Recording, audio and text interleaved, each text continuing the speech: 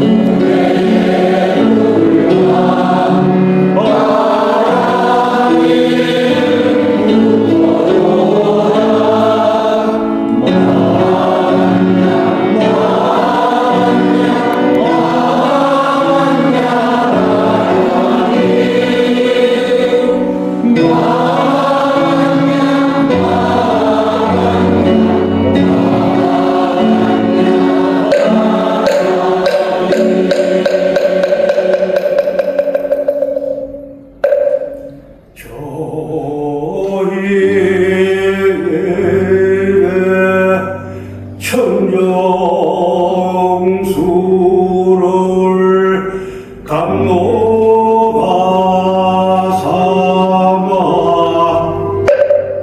삼고냄전 올리오니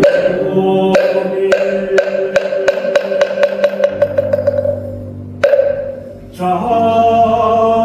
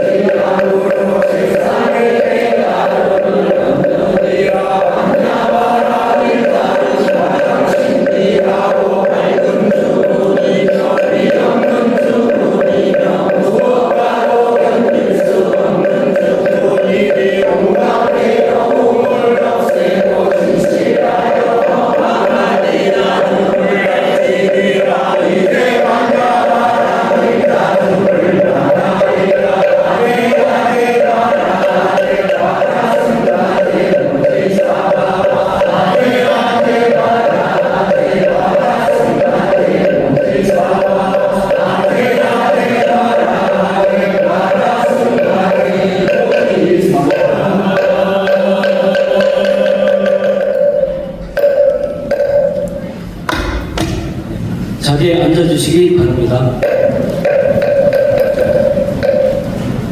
다음 순서는 보현 행자의 소원을 봉독하는 순서입니다. 오늘은 수순문입니다.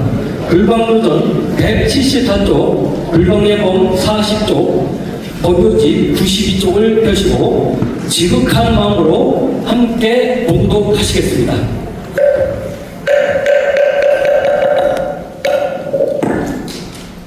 수순문, 항상 중생을 수순하겠습니다. 진법계, 허공계, 시방법계에 있는 모든 중생을 수순하겠습니다. 태로 낳든 알로 낳든 출생의 차별 없이 수순하겠습니다. 땅에 살든 물에 살든 하늘에 살든 풀숲에 살든 마을에 살든 궁전에 살든 그 모든 중생을 수순하겠습니다. 몸의 형상이 어떻게 생겼더라도 차별하지 아니하고 그의 생명이 길든 짧든 나이가 많든 적든 차별하지 아니하고 수순하겠습니다. 종족이나 그가 속한 계급을 보지 않고 수순하게 싸우며 그의 심성이 간약하든 질투하든 높든 좁든 선하든 악하든 모두를 수순하겠습니다. 지혜가 있든 지혜가 없든 어떠한 행동을 하든 거동과 형색이 아무리 개의하더라도 다 한결같이 수순하겠습니다. 형상이 있든 없든 생각이 있든 없든 빛깔이 있든 없든 모든 중생들을 다 수순하겠습니다. 부모와 같이 공경하며 스승이나 아라한이나 내지 부처님과 조금도 다름없이 받들어 섬기겠습니다. 병자에게는 어지 노면이 되고 길 잃은 자에게는 빠른 길을 가리키고 어두운 밤중에는 광명이 되고 가난한 이에게는 조배를 얻게 하면서 일체 중생을 평등하게 만들고 그의 이익을 도모하겠습니다. 중생을 수순하면 모든 부처님을 수순함이 되며 중생을 존중히 받들고 섬기면 열애를 존중히 받들어 섬김이 되며 중생으로 하여금 한이심이 나게 되면 열애로 하여금 한이하게 함이오니 저희들은 모든 중생에게 부처님을 대하듯 공경하고 받들어 섬기겠습니다. 큰 나무에 비유하오면 중생은 나무에 뿌리고 보살은 꽃과 가시리옵니다. 만약 나무 뿌리에 물을 주면 어찌 제 꽃과 가시리 무성하지 않겠사오며 열애이신 나무가 하늘로 장엄하지 않습니다. 부처님께서는 중생으로 인하여 대비심을 일으키시고 대비심으로 인하여 보리심을 바라시며 보리심으로 인하여 정가를 이루시다 하시니 중생을 공경하고 받들어 성김이 이어지 부처님을 받들어 인생이 없사올 때 일체 보살이 성불하지 못한다 하셨습니다.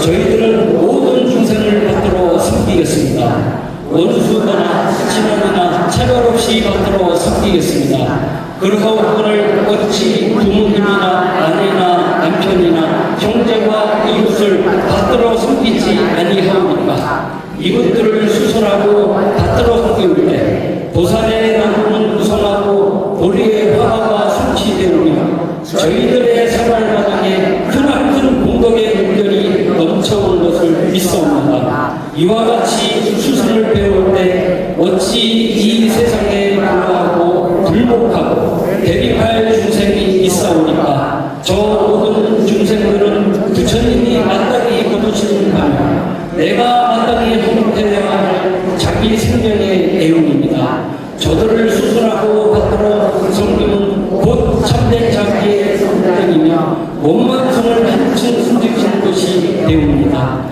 중생이 아니요 내 자성의 중생이오니 저들을 받들고 수순하고 공양하며 이것이 자기 제도며 중생 제도며 제불 공양을 함께하는 법 공양이 아니오니까 중생은 자성 분별이요 수순은 자성 천명의 기준이오니 이것이 보살의 제사하는 믿사옵니다. 중생들을 성숙하고 참된 이익을 주기 위하여 저희들은 교육진원이 지혜를 닦게 싸우며 다시 소원과 방편을 깊이 닦아서 항상 모든 중생을 수순하겠습니다.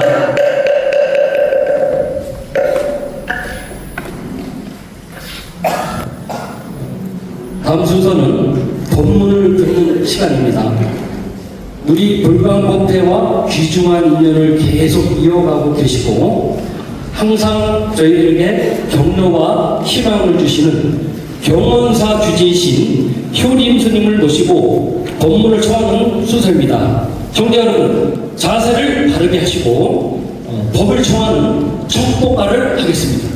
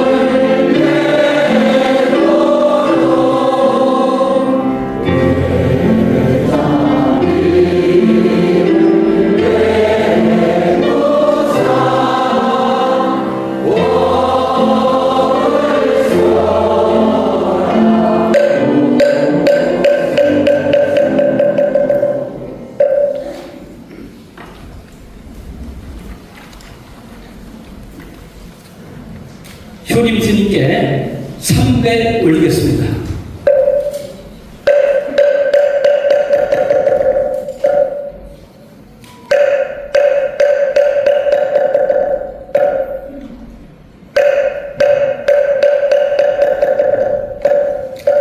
형제 여러분, 자세를 바르게 하시고 맑고 고요한 마음으로 입정하시겠습니다.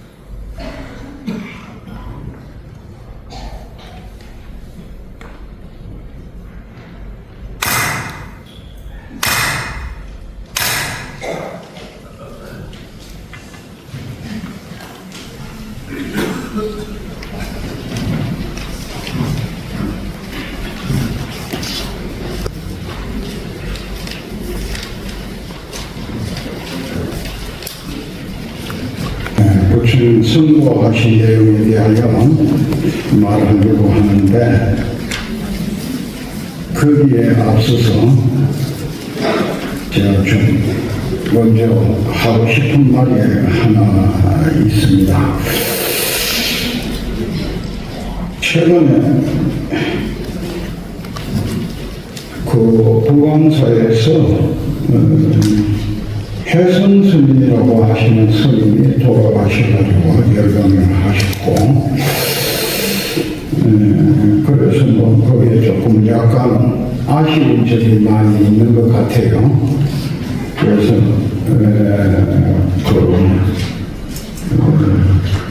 그 내용이 저는 자세하게는 모르나 그런 뭐 얘기가 들리는 걸 들었습니다.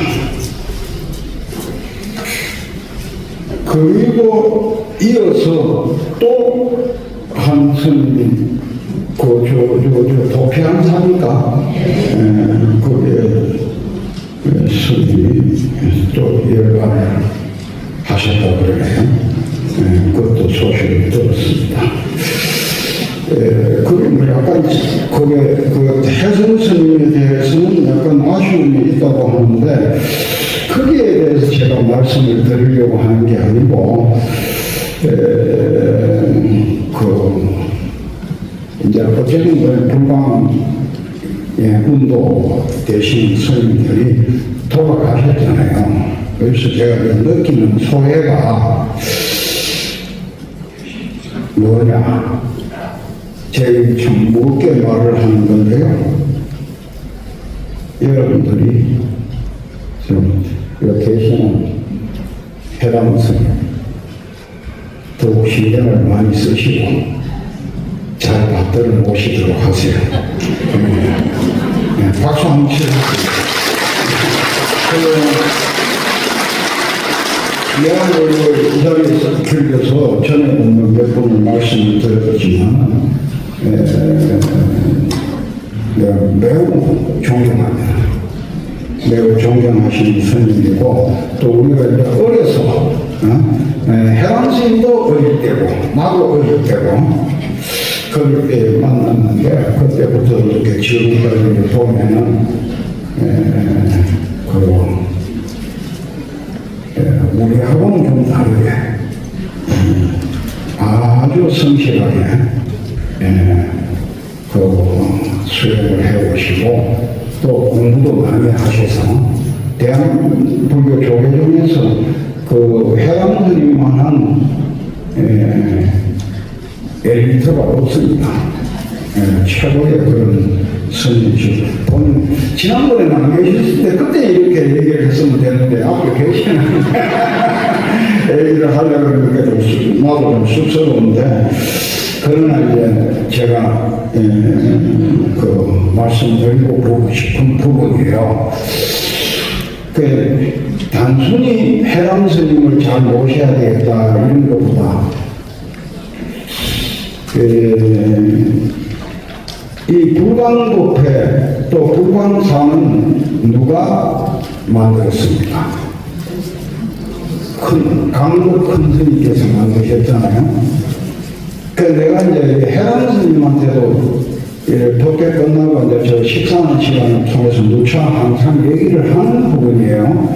그걸 여러분들한테 하는 얘기입니다.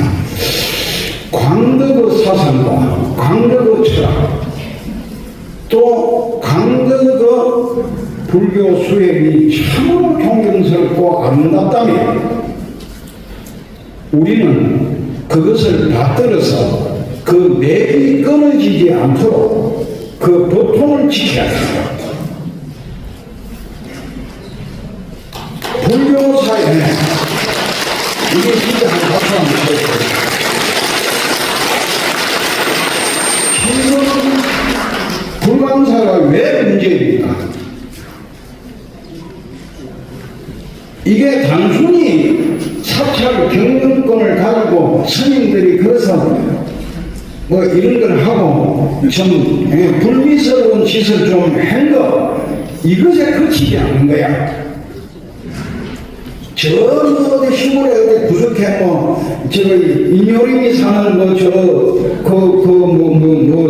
절 이름이 뭐이고 경사라거나 그런 절도 저건 조그마한 절인데, 불광사가 그냥 단순히 큰 절이 아니라 이 불광사는 강덕이 이룬 업적, 그게 그치지 아니하고 그 스님의 수행, 그 스님의 사상, 그 스님의 철학을 우리가 끊어지지 아니하고 개선해야 할 의무가 있는 거예요. 의무가. 수많은 고승이 부처님 열반 이후에 등장했습니다. 많이 나와서 큰 법석을 열고 중생교화를 많이 했지만 어떤 스님은 그 법통이 면면이 끊어지지 않고 전승되어 온 스님이 있는가 하면 어떤 스님은 당대로 끝나고 말아버린 스님이 많아. 그렇기 때문에 나는 이게 불광문도 출가해서 열심히 수행하는 광덕의 문도들에게도 하고 싶은 말이 그거예요. 너희들에게 주어진 의무가 뭐냐? 스승의 사상과 철학을 잘 개선해서 후대에까지 이어지도록 하는 것이 의무 아니냐?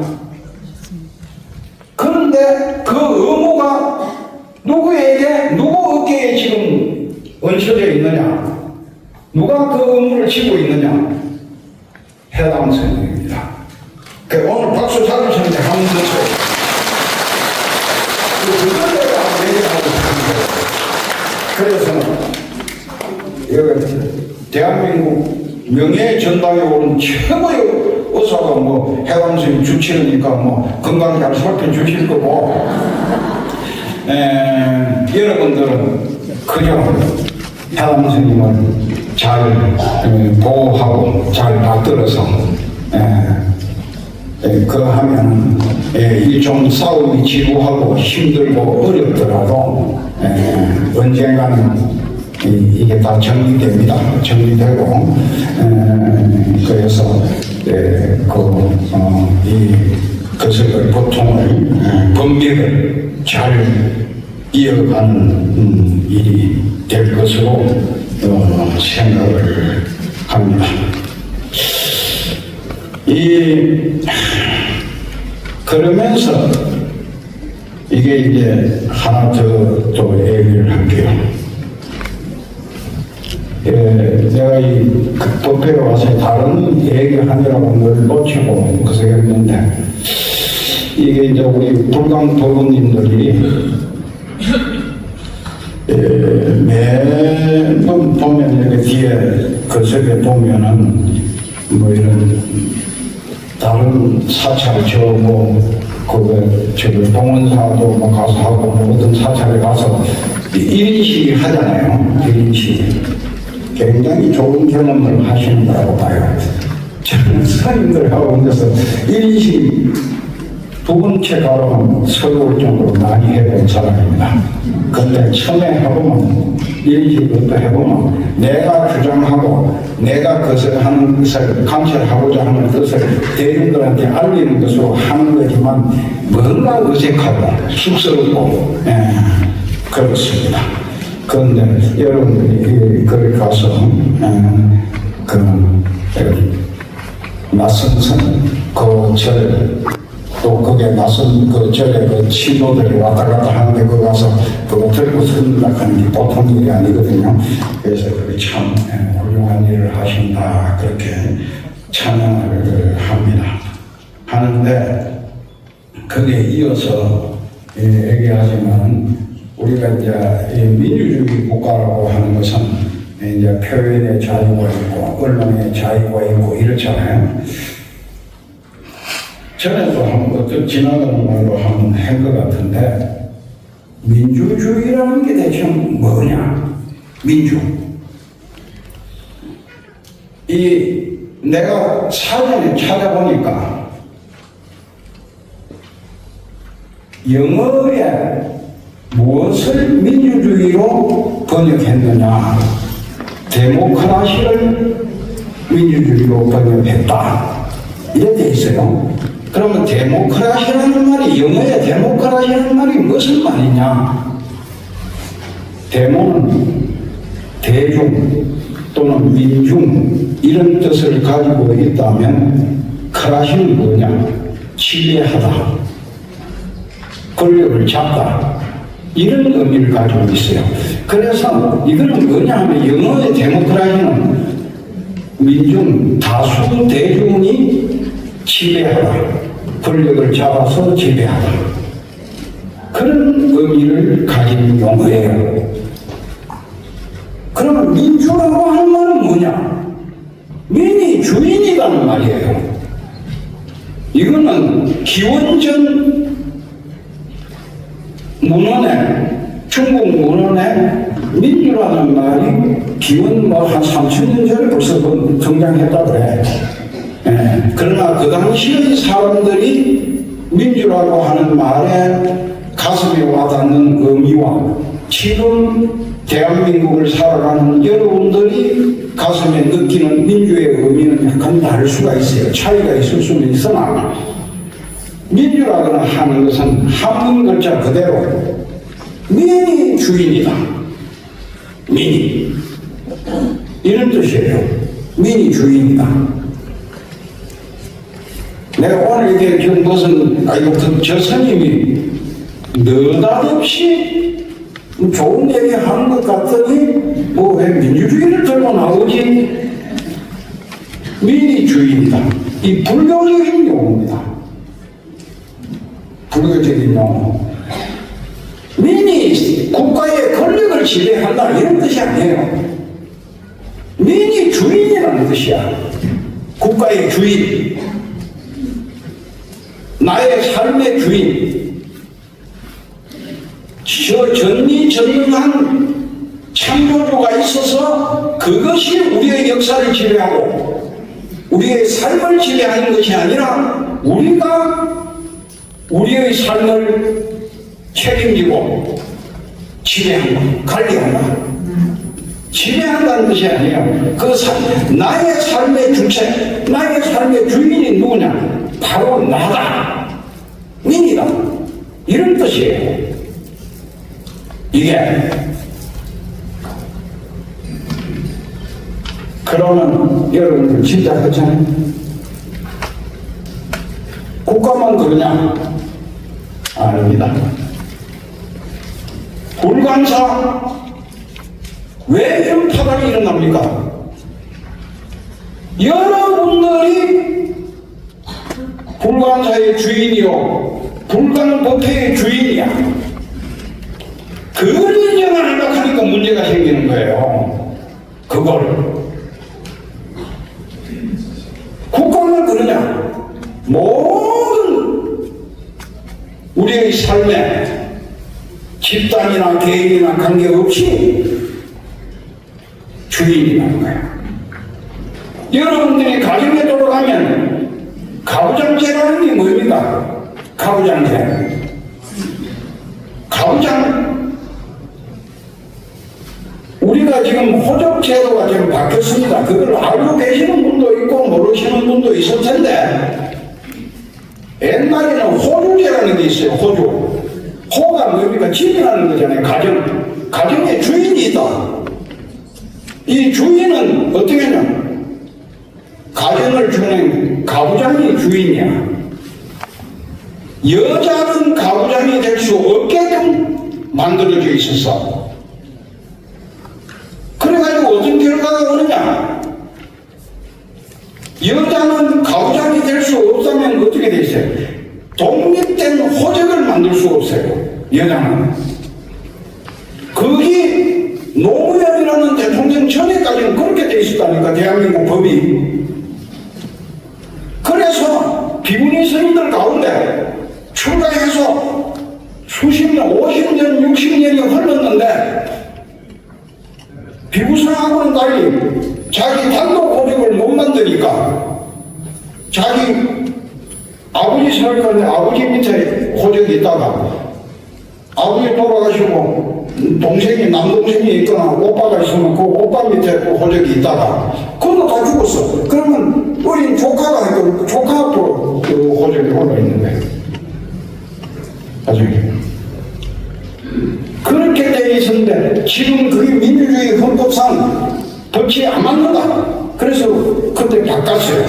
그래서 여자도 호주제 자체가 없어졌어. 왜? 모든 사람이 다 자기 삶의 주체고 주인인데 무슨 그렇게 돼 있는 마당에 사찰에 주지가 주인이 아니에요. 주지가 대통령이 나라의 주인 아니야. 군주 제도에서는 군주가 나라의 주인이죠. 김이 국가인이라 이러잖아요. 누가 나한테 무슨 글을 하나 써달라 그래. 내가 그래서 정치하는 사람이 하나 와가지고 글을 써달라 그래. 요즘 정치하는 놈들보다는 내가 나이가 많잖아요. 그래서 내가 그 나이살이나 먹은 사람이 좀 교훈적인 걸 하나 써줘야 되겠다. 그래서 민적 국가요. 민이 바로 국가요. 오직 민이다. 나는 곧 민이다. 무슨 말입니까? 여러분 개개인이 다 국가야. 것과 그런데 불광사의 주인을 불광 법회 거구들을 주인으로 인정 못한다고 하면 그게 말이 됩니까? 안 되는 거 아니에요?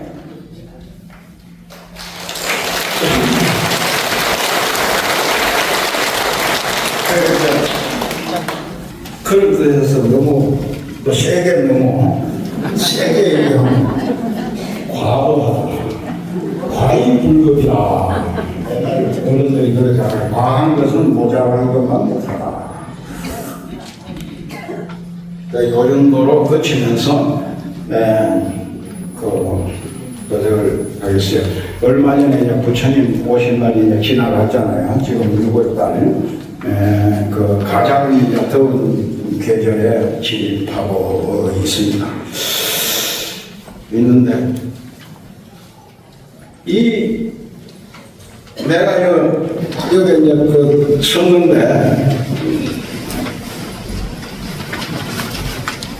공자 성인입니다. 훌륭하신 분이에요. 그러나 공자는 진리를 깨달으신 분이 아니다. 진리를. 예수 그래. 그들은 주장되고 예수가 민을 위하여 십자가에 못이 박혔다. 그래 훌륭하다. 그러나 진리를 깨달은 사람은 아니야. 인류 역사에 참으로 진리를 깨달아서 우리에게 가르쳐 주신 분은 오직 한 사람 서가모니밖에 없다. 그래 그분의 가르침을 받아서 우리가 불교를 하는 것은 왜 불교를 하냐? 나도 그분처럼 진리를 깨닫기 위해서 불교를 하는 거예요. 그분의 종로로서는 하려고 우리가 불교하는 게 아니에요. 그래서 이 불교가 무서운 종교야. 정말 놀라운 종교죠. 어느 고승이 얘기하기를 불교 말고 다른 종교에서도 진리를 깨닫는 것을 가르쳐 준다면 난 그거 가겠다. 꼭 불교만 고집할 이유가 뭐가 있냐? 그런데 아무리 살펴봐도 불교 말고는 진리를 깨달으라고 가르쳐주는 종교가 없더라. 나도 또한 그 스님의 말씀을 듣고 혹시나 진리를 깨닫는 방법을 가르쳐주는 종교가 있는가 살펴보니까 없어. 없어요. 민주주의를 외치는 나라에서 중님 이러잖아. 김재동이라는 애가 애라고 한 게 이상하네. 그 사람도 나이 든 사람인데, 그런 무슨 코미디인가 하는 사람 있잖아요. 그 사람이 주님 간데 무슨 주님을 믿나 이래 보니까 출주자 주님이야. 그래서 그런데 주인 주자 주님, 우리가 내가 주인이라고 생각하는 것과 나는 종이로소이다, 나는 종이로소이다 하고 주인을 섬기고 받들고 거기에 복종하기 위해서 종교를 믿는 것은 천하의 차이가 있죠. 엄청난 차이가 있는 겁니다. 아니, 내 잘 아는 신부가 하나 있는데 나한테 물어요. 불교와 이 기독교는 어떤 차이가 있어? 이래 물어. 너희들은 주인을 섬기는 사람이고 불교는 내가 주인이라고 하는 종교다. 이게 엄청난 차이 아니에요? 엄청난 차이. 그래서 남편은 아내를 주인으로 섬기고 아내는 남편을 주인으로 섬기되 아이들도 이제 큰아는 아이도 지금 내가 무색이니까 내 맘대로 해야 되지. 천만의 말씀이고 만만의 말씀. 나하고 똑같은 불성을 가진 쟤도 자기 삶의 주인이고 너도 주인이고 나도 주인이고 우리는 모두를 주인으로 섬겨야 된다. 그게 불교의 가르침이다.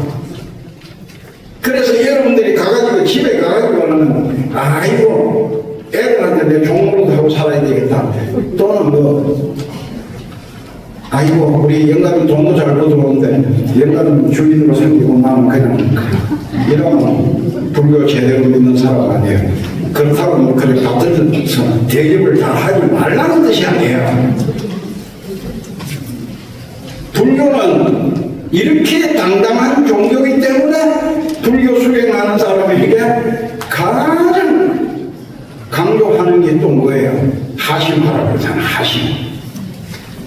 그 선방 성격이 되면 한 부처를 선방에 다니면 시간이 도인화 돼서 그러고 자꾸 교만해지는 거야. 그러면 내 젊은 성격들한테 내가 꼭 하는 말이 뭐냐면 수행의 믿음은 겸손이다. 겸손. 소경 성대덕하고 작은 겸손은 큰 덕을 잡아.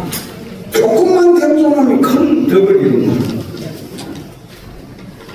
아만 불급이라 아만 교만한 것은 이해 미치지 못한다. 그 이야기. 그래서 우리가 수행하는 것뿐만 아니라 정말 교만한 사람을 이기는 것은 뭐예요? 겸손입니다. 겸손. 그래서 여기 벌써 떠있네. 이상하게 뭐 이걸 잘 그렸네.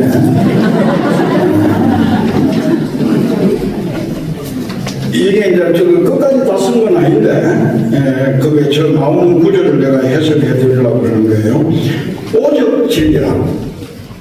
나는 곧 진리다 이거예요. 아까 얘기했잖아.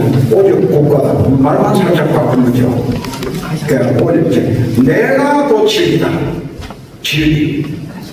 내가 곧 진리요. 오직 불이라. 나는 곧 부처다. 이 소리예요.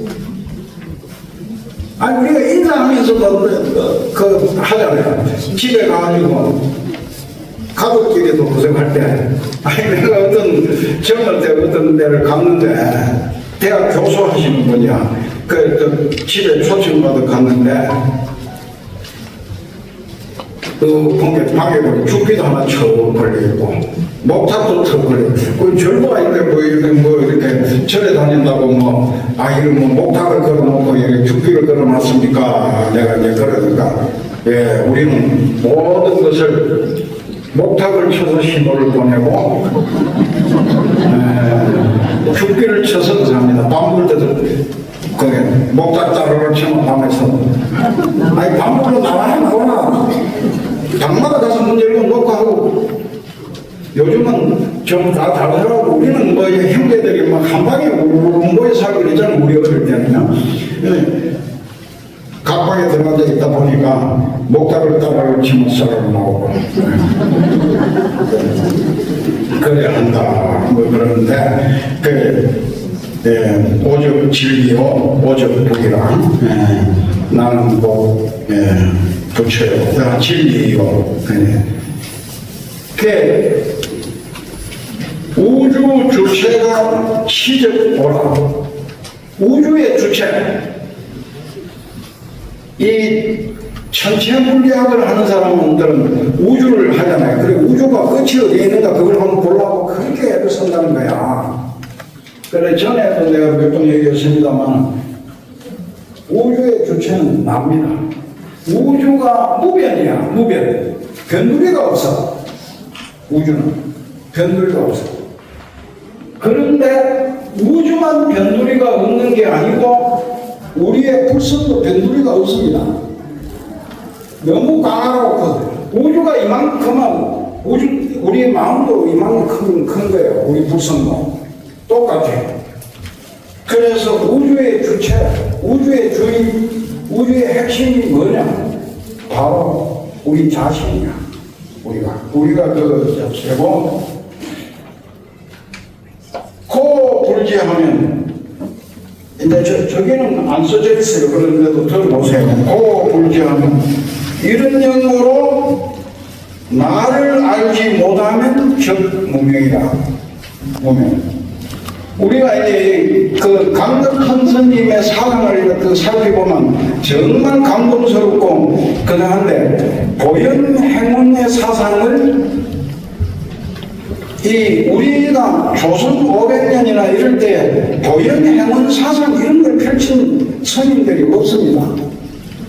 그런데 우리가 근대화되는 과정에서도 우리 불교의 사상을 펼치는 데 있어서 보현행운 사상을 펼쳐보자 이런 생각을 가진 스님이 없어요. 근데 우리 큰 스님이 보현행운 사상을 펼쳤잖아요. 보현행운 사상을 펼치면서 그게 뭐예요? 동시에 반야사상. 우리 마하반야바라밀 하잖아요. 우리가 반야바라밀을 정독하기 위해서 반야바라밀을 하는 거야. 그 불안감을 왜 그렇게 가면 맨날 뭐 감시보살도 아니고 무슨 아미타불도 아니고 맨날 마하반야바라밀을 하고 그러냐? 아니요. 여러분들이 싹 다 내가 부처인 줄을 깨닫도록 하는 반야지혜를 정득하게 하기 위해서 반야바라밀을 하러 가는 거예요. 그래 반야바라밀을 통하여 영성을 통하여 반야바라밀을 정득하는 건데 이게 뭐냐면 우리는 그 반야의 반대가 뭐냐면 무명인 거예요. 무명. 밝음이 없다. 밝음이 없어서 어떻게 됩니까? 깜깜하잖아요. 천년만년 어두워져 있는 깜깜한 여기에 누가 와서 설진 탁 나서 전기불이 팍 켜지면 어떻게 돼요? 천년 동안 어두워져 있었으니까 천년 동안 기다려야 밝아지느냐? 그렇지 않아. 팍 밝아져 버리잖아요. 그래 반야가 탁 꺼져가면 반야를 정독하면 무명은 흔적도 없이 사라진다. 오자오자하면 내가 나를 알면은 이것이 반야야. 반야 어떻게 정독하냐? 내가 나를 아는 거야. 내가 나를 아는 거. 그래서 서가모니 부처님이 깨달으신 내용이 바로 내가 나를 아는 거. 부처님은 자기를 깨달은 거예요. 자기를. 우리는 중생이 왜냐? 내가 나를 모르니까 중생인 거야. 그죠? 그러니까 이거 하나씩 들고 계시죠? 어떻게, 엉뚱한 얘기 하다 보니까 시간이 걸렸는데. 그러나 이제 한번 읽어보겠습니다.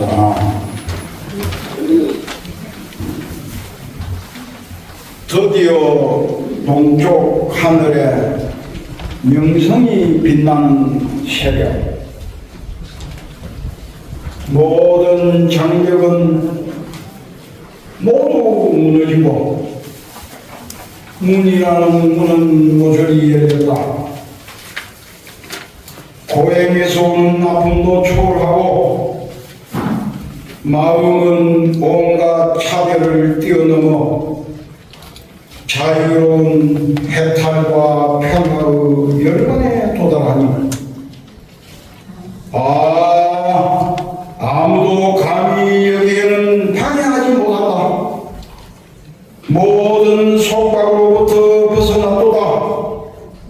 아무 방해도 없이 초저녁에는 찬통에 들고 한밤중에는 숭문통에 들고 드디어 새벽 동쪽 하늘에서 빛나는 명성을 보는 순간 모든 장벽은 모두 다 무너지고 문이라는 문은 모조리 열리고 열반의 세계가 드러나니 인류 최초로 진리를 깨달은 성자 부처님이 되셨다.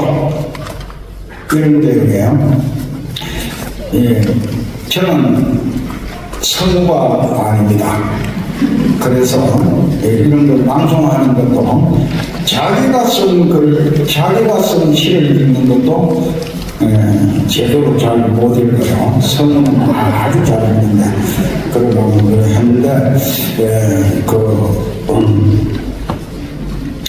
그 부처님이 그 보리수나무 아래서 새벽에 밤새 또 성경에 들어가지고 여기는 간략하게 표현했습니다만 그 어떤 경우에는 또 보면 12연기법을 거꾸로 하고 명상해보고 또 옳게 해보고 이렇게 뒤집어 해보고 뭐 그런 했다 이런 것도 나오고 그러는데 부처님이 새벽에 이제 돼서 명상 그걸 지금 우리가 명성이라고 하는 별이 새벽에 아파트에 사는 사람들은 참 아쉬워요. 그걸. 이건 내 자랑이 아니라 내가 이제 경운사로 근처에 살잖아요. 그런데 밤에 옆에 이제 나도 상가도 있고 대륙이 있잖아요. 선임도 밤에 화장실을 하나 만들어야 안 되겠습니까? 내가 집 하나 짓고 기차 타고 다니는 수준까지 갔다는 모르거니와 두 발로 걸어 다닐 수 있는 화장실을 만들겠다. 왜냐? 그게 내가 근소하게 살고 이런 게 아니야. 새벽에 일어나서 또는 한밤중에 오줌이 마려워서 나가가지고 화장실 그 소변기에 대고 오줌을 넣는 것이 아니라 풀밭에 방뇨를 한단 말이야. 이게 방뇨를 하는데 그 방뇨를 하면서 하늘 한번 쳐다보고 다 한번 보는 맛이 이거는 천금을 주고도 살 수 없는 아름다운데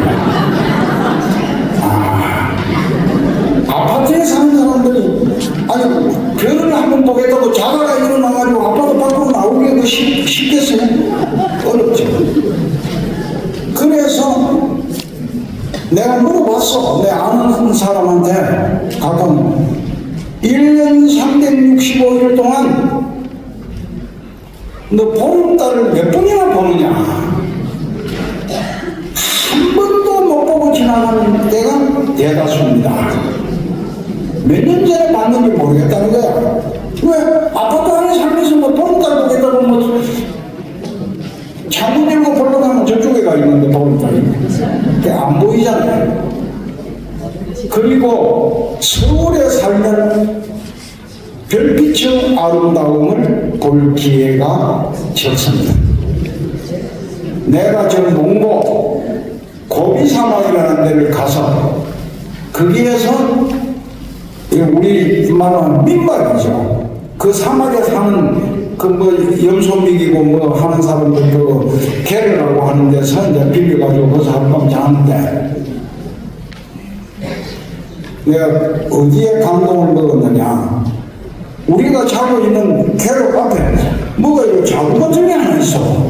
그게 뭐인가 싶어서 이게 그 주인한테 이게 뭐입니까 하니까 그 스님 이야기하십시오.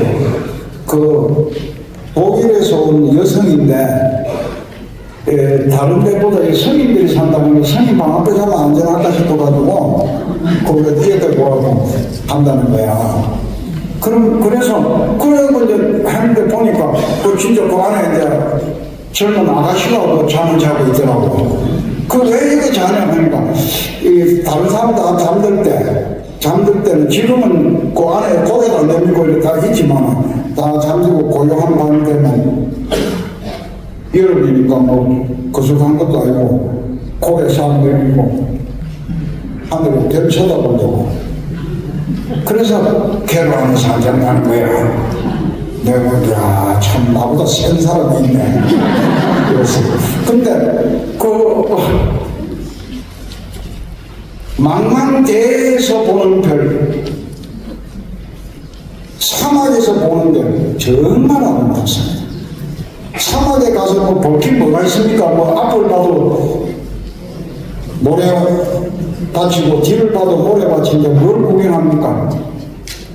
그 모래밭도 구경할 만하지만 밤이 돼서 하늘을 한번 쳐다보는 별, 뛰어가면 별이 이마에 부딪힐까 싶어서 겁이 날 정도로, 걱정이 될 정도로 별이 낙엽되어 있어요. 그렇게 아름다워.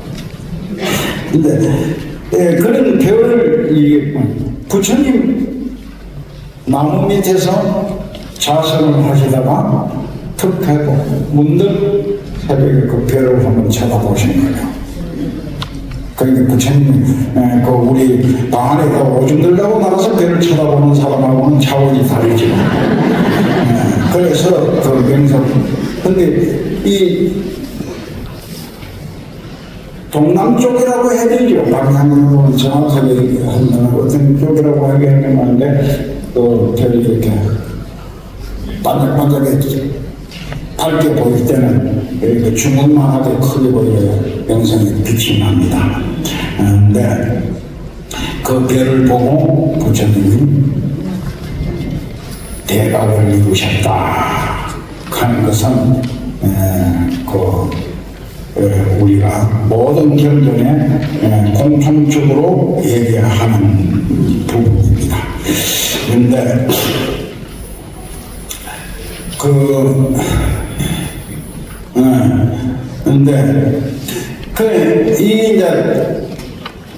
이것도 조금 한 가지 이렇게 시간 뭐 다 됐는데 그러면 조금만 더 제가 한번 설명할게요. 어떤 사람이 또 나한테 와서 얘기를 해. 얼마 전에 부처님은 모든 것에서 해탈하신 분입니까? 이러는 거야.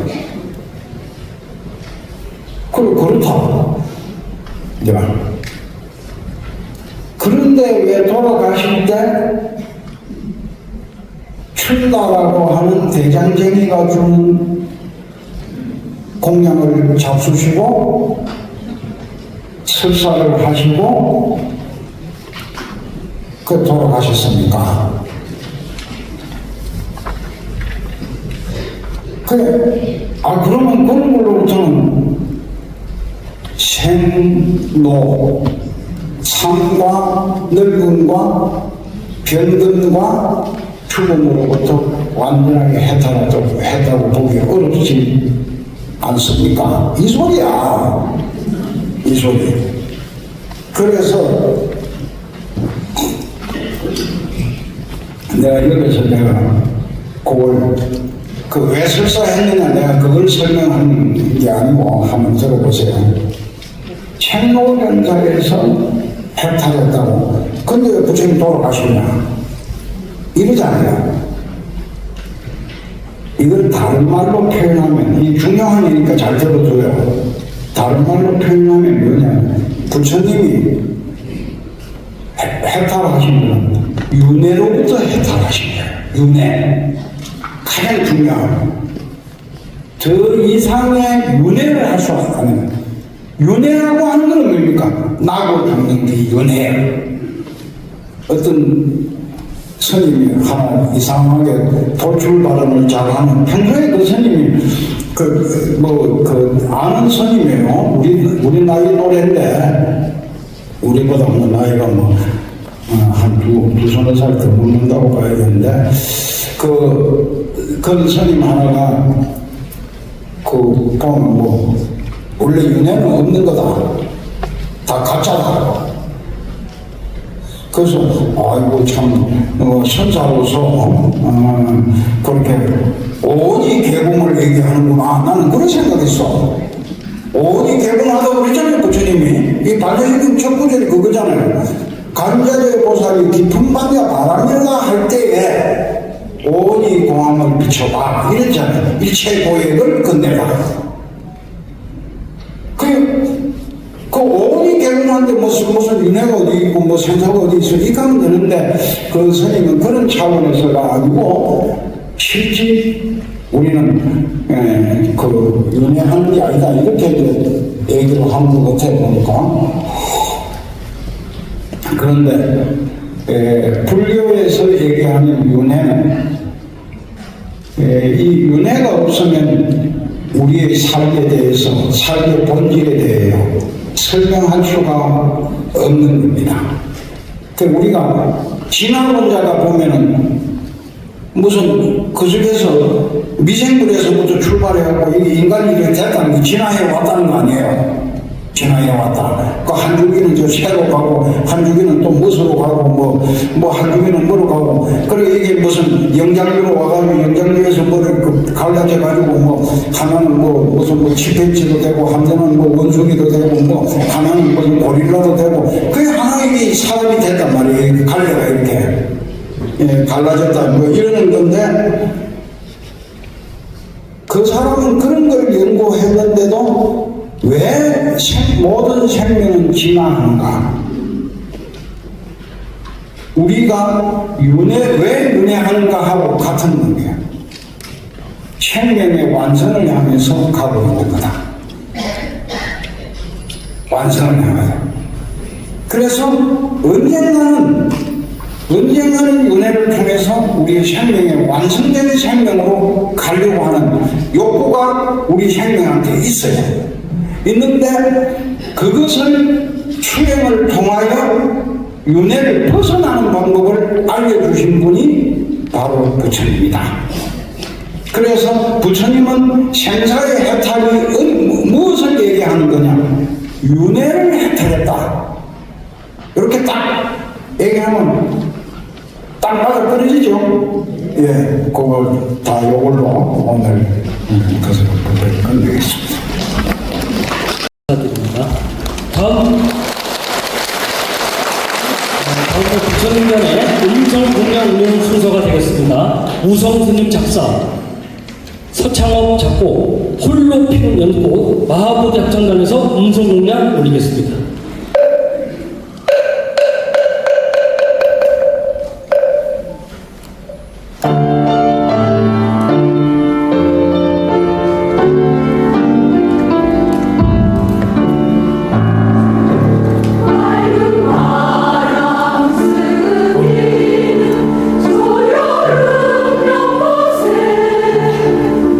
모든 시름이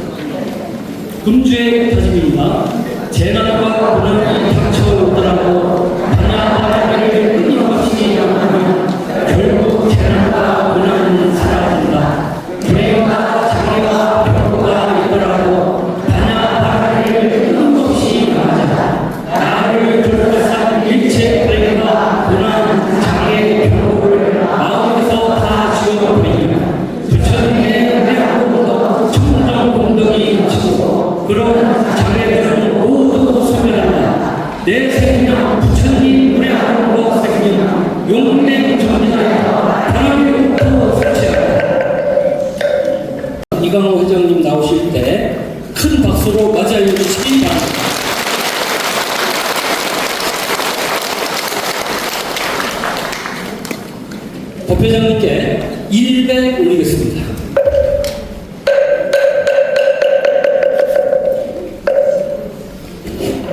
마감야바람이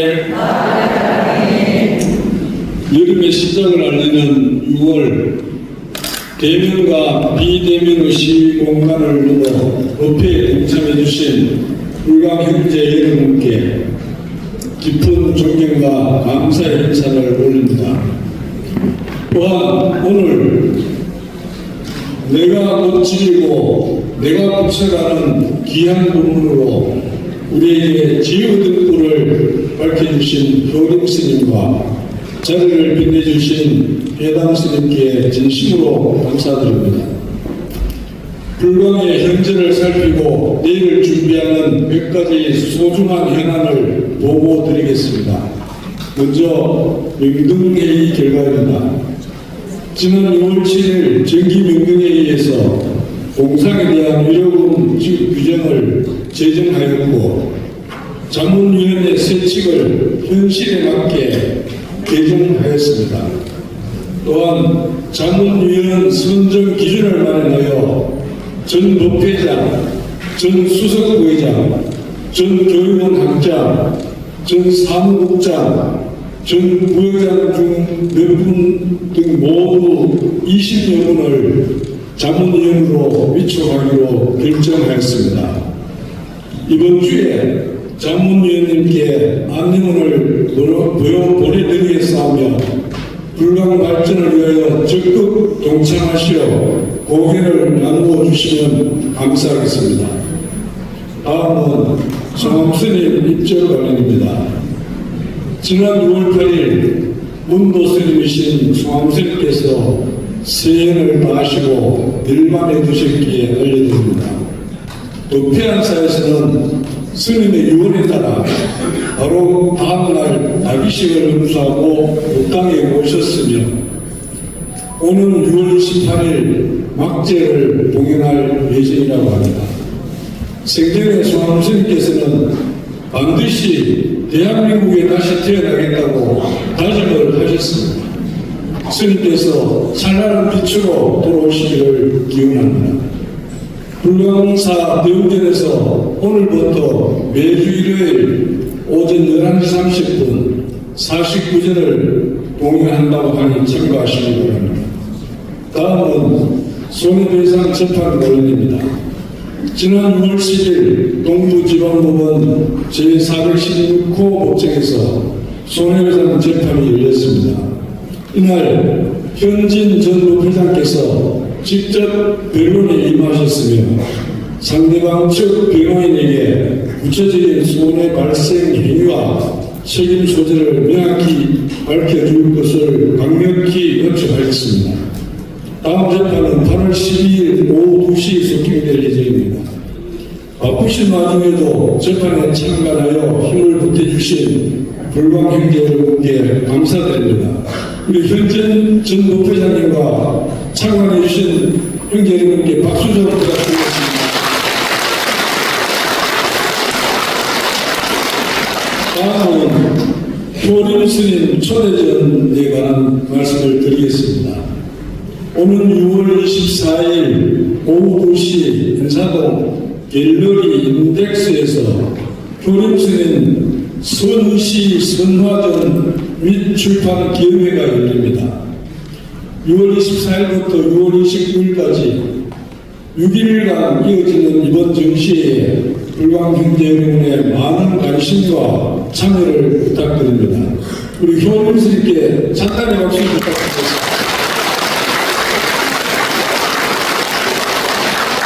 동양 불광 형제 여러분, 녹음이 짙어가는 계절 산사의 싱그러운 바람처럼 여러분의 일상에도 부처님의 자비와 평온이 가득하시길 기원합니다.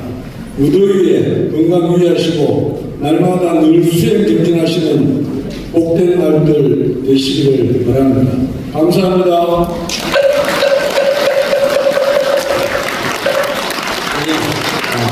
다시 한번 큰 박수 부탁드립니다. 다음은 법회 소식입니다. 불광사, 토요시, 조계사, 동문사, 동명사, 화광사, 시인 순수행 정진하는 형제분들께 감사 인사드립니다. 박사님들께요. 2026년 불광법부 교육과정 운영 계획은 법회부를 참고하시기 바랍니다. 불광 TV를 지금 운영을 하고 있는데 많은 분들이 다 들어가셨죠?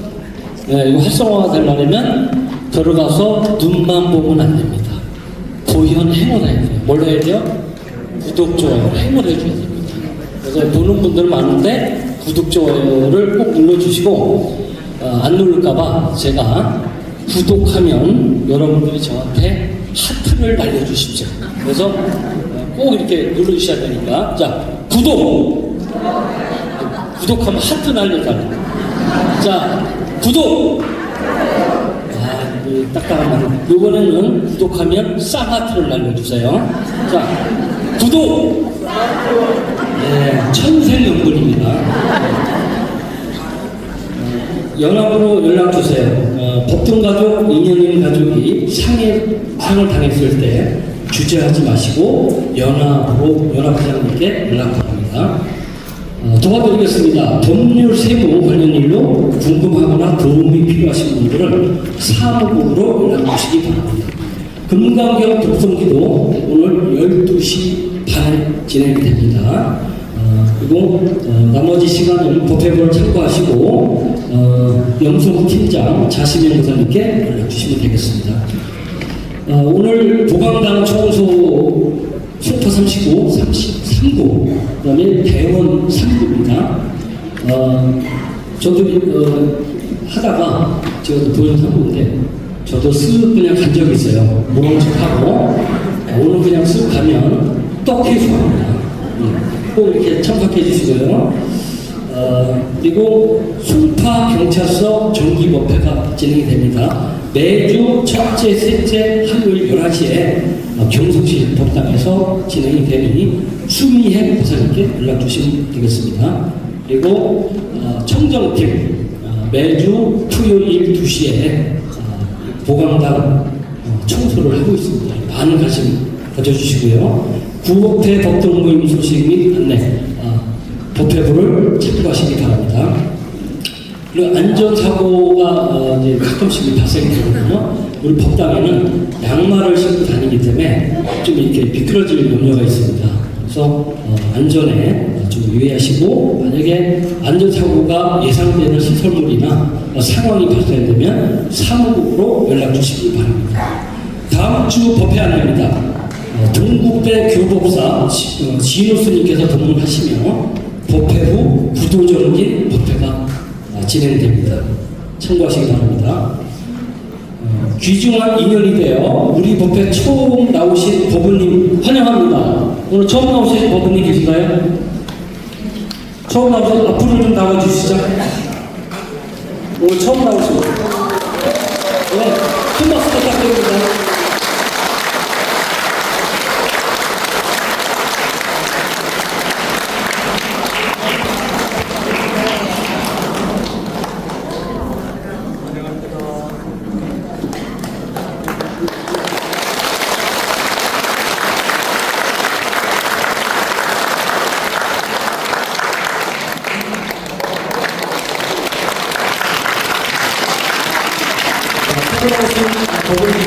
새로운 교육팀의 안내를 받으시기 바랍니다.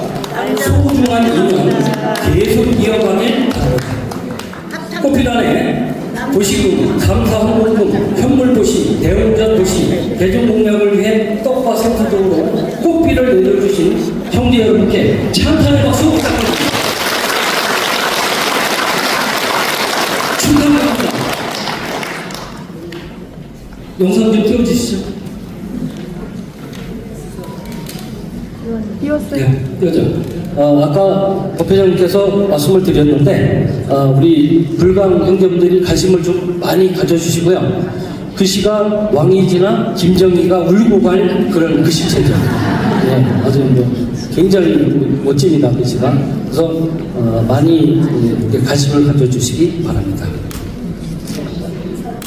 6월 28일 오후 1시 30분 강동 2구 백년심 보살님과 이순영 보살님의 차남 준일봉과 김지수 양이 한전 웨딩플라자 4층 양지홀에서 6월 20일 토요일 11시 송파 29 교무 문수행 보살님과 박중천 거사님 장남 경무군과 이채원 양이 르비루모에서 하촉을 밝힙니다. 축하드립니다. 이름은 아파트 이름이 굉장히 어려워져요. 갈수록 그렇죠? 이것도 루미어로 발음하기가 굉장히 힘드네. 아파트 이름이 왜 어려워지느냐면 시어머니 못 찾아오게 하는 거예요. 자, 기원 드립니다. 6월 8일 부피안사 주지 송암스님, 6월 10일 동대문구 묘연성 보살님, 6월 7일 송파 29 대원아 보살님 거사님께서 2년 세상 2년 다 하시어 이 땅을 하식하셨습니다. 극락홍생을 기원드립니다. 빛으로 돌아오셔서 상자를 하시겠습니다.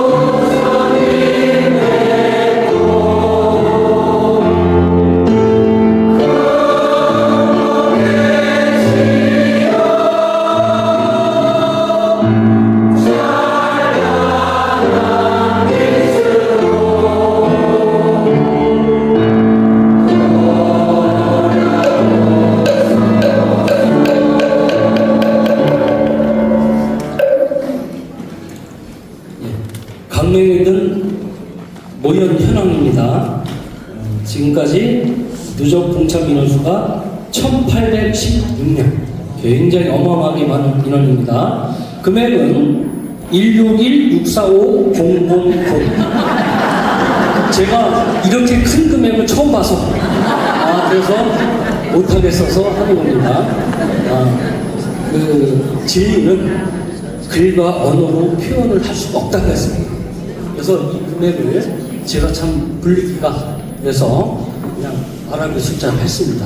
저는 이 금액을 16조라고 하겠습니다.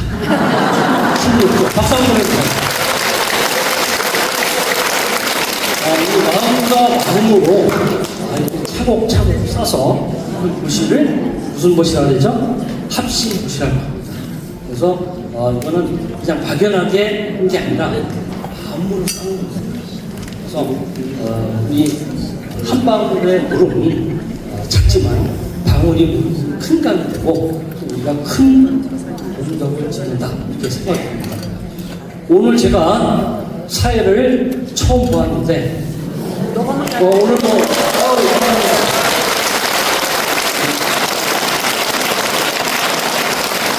제가 일하는 데를 잘 안 썼는데 오늘 처음 일하는 데를 써봤습니다. 잘 통했는지 모르겠습니다. 그래서 제 개인적인 입장에서는 불가능자분들 앞에서 이렇게 제가 사회보는 것도 영광이고 주로 부처님의 카페라고 저는 생각합니다.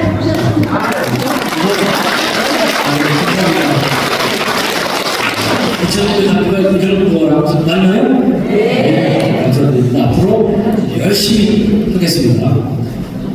오늘 부태가 끝나는 게 아니라 일상 속에서 실천되어 부처님의 가르침을 마음에 새기고 서로를 배려하며 살아가는 귀중한 시간이 되시길 바라며 도현 행동과 사원선을 끝으로 불기 2570년 6월 둘째 주 정기법회를 모두 마치겠습니다. 자리에서 일어나 주시기 바랍니다.